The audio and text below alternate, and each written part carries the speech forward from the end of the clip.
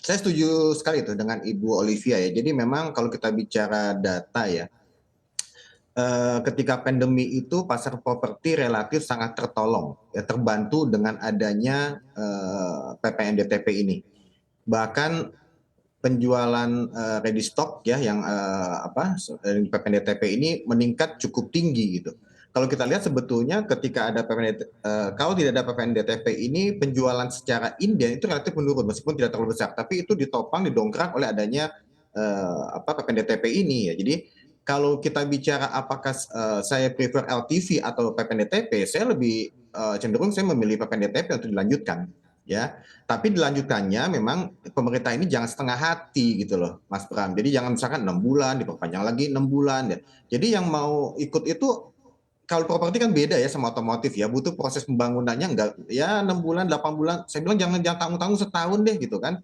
2 tahun lebih bagus gitu. Nah, itu jadi pengembang itu bisa siap untuk strategi antisipasi seperti itu. Kalau kan dadakan-dadakan gitu ya.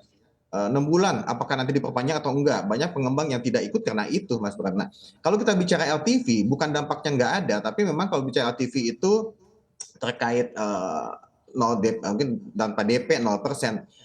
Untuk yang golongan menengah bawah, memang relatif akan terpengaruh ya. Karena itu, tapi sebetulnya kalau kita lihat tahun 2020, 2021 ini masih didominasi oleh menengah atas loh. Ini Mas Bram, ya mungkin Ibu Olivia sama Ibu Hani juga setuju. Dominasinya lebih ke 1 miliar ke atas malah. Kenapa? Karena di menengah bawah relatif masih tertekan masyarakatnya. Bukan nggak ada daya beli ya, masih relatif masih belum pulih sepenuhnya gitu. Ini dominasinya mau tidak mau kita harus akui yang di atas 1 miliar malah penjualannya bagus. Nah, untuk yang golongan menengah atas ini relatif tidak terlalu pengaruh dengan DP gitu ya, Bu ya. DP 0 tanpa DP, dia bisa bayar kok, daya belinya ada.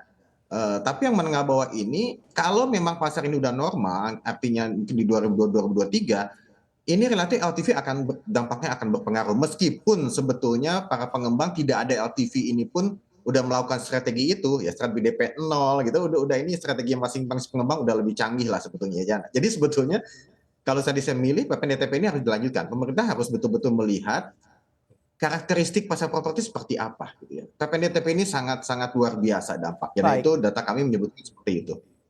Oke, baik. Ini menindak ataupun melanjutkan pernyataan begitu ya dari Pak Ali yang mana mengatakan begitu untuk 2 tahun PPN DTP ini juga bisa saja begitu untuk dilanjutkan pemerintah karena memang Oh sangat iya, efektif. betul. Nah, oke, baik. Saya akan bertanya ke Bu Heni. Bu Heni, sebetulnya kalau 2 tahun diperpanjang, time frame-nya 2 tahun, pastinya akan melewati 2023 ancaman resesi, 2024 yang mana juga tahun politik, kebanyakan juga dilihat dari tren penjualannya juga orang kebanyakan wait and see terlebih dahulu, baru memutuskan untuk membeli di sektor properti ini. Anda melihatnya apakah cukup menopang begitu apabila nanti PPN DTP juga diperpanjang hingga 2 tahun mungkin hingga tahun 2024 nanti? Silakan, Bu Heni.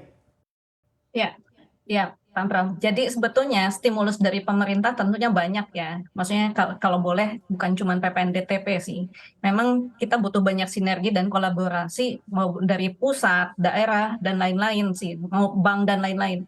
Saya sih coba lihat dari Alam Sutera Group sendiri, memang bukan cuman ya tadi ya bukan cuman PPN DTP, betul PPN DTP membantu dan tadi kalau memang bisa diperpanjang contoh 2 tahun itu pasti aman banget gitu ya.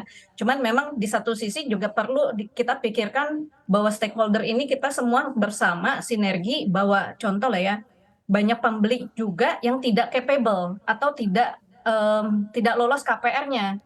Ini karena maksudnya kolek dan data-data yang kolek ini banyak sekali market yang terutama kalangan millennials ke bawah yang harus kita pikirkan bersama apakah gimana cari stimulus untuk bisa mereka beli gitu. Ataupun ya tadi lah contoh kayak di luar negeri lagi KPR tuh 30 tahun itu nggak normal gitu. Sementara di kita tuh 15 sampai 20 tahun aja udah kayaknya kok utangnya nggak selesai-selesai gitu. Padahal di luar negeri tuh 30 tahun memang normal kan. Ini yang perlu kita bersama-sama termasuk media gitu untuk mengkampen bahwa properti itu masih tetap worth it untuk dibeli.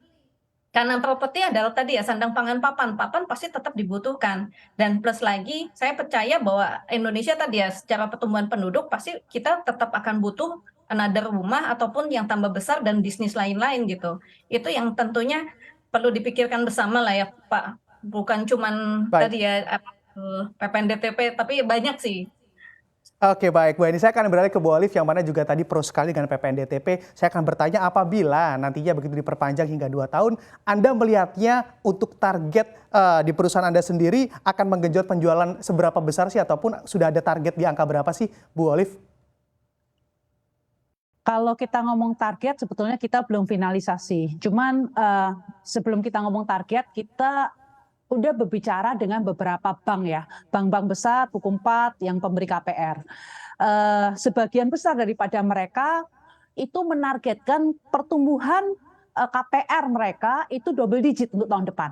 Jadi kalau tadi yang kata-kata mau resesi, mau apa, tapi bank-bank besar masih mempunyai banyak kelebihan likuiditas, sehingga banyak di antara mereka walaupun suku bunga BI rate itu naik besar, mereka masih tetap KPR mereka itu masih cukup murah. Kita sebutin aja banyak bank-bank kayak BCA, Bank Mandiri, mereka masih memberikan bunga fix 5 tahun itu masih di bawah 5%, masih 4 sekian persen. Nah, kalau kita bilang dengan BI rate yang tinggi, kenapa ini belum naik? Karena likuiditas mereka saat ini masih ada. Dan kadang-kadang pada saat orang itu yang namanya wait and see, mereka tuh parking duitnya. Mereka parking duitnya itu di mana? Di bank-bank Buku 4. Nah, bank-bank Buku 4 nih terus gimana mereka menyalurkan? Nah, mereka tuh menyalurkan ya sesuatu yang menurut mereka itu aman. Apa yang aman? Ya, yang paling aman adalah KPR ya. Itu jelas soalnya kan dari sisi agunannya. Nah, disitulah kenapa mereka masih bisa memberikan bunga yang sangat kompetitif untuk KPR.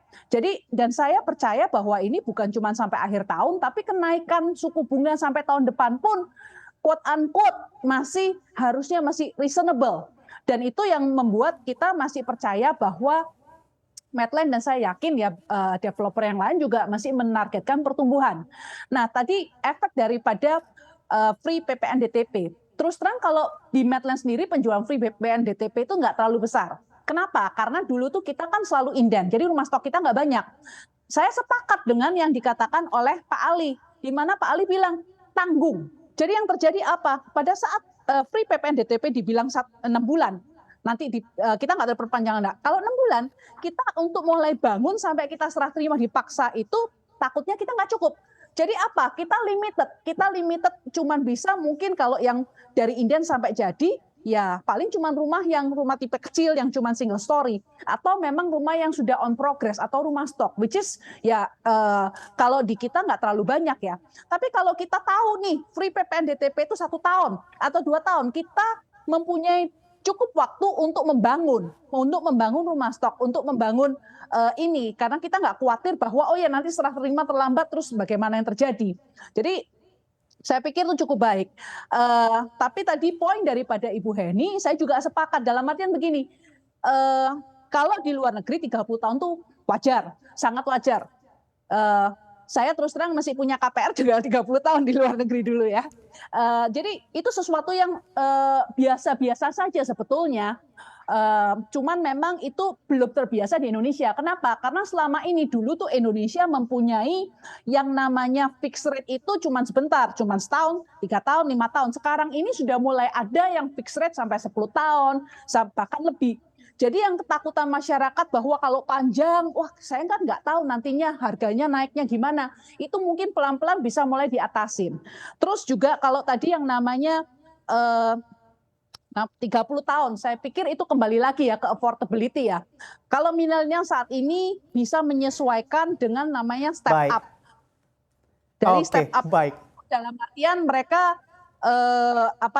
bisa disesuaikan KPR sesuai dengan kemampuan mereka, nantinya bisa naik pada saat usia mereka bertambah, mereka sudah naik, sudah promosi, sudah cukup untuk mereka membayar gitu. Oke, baik.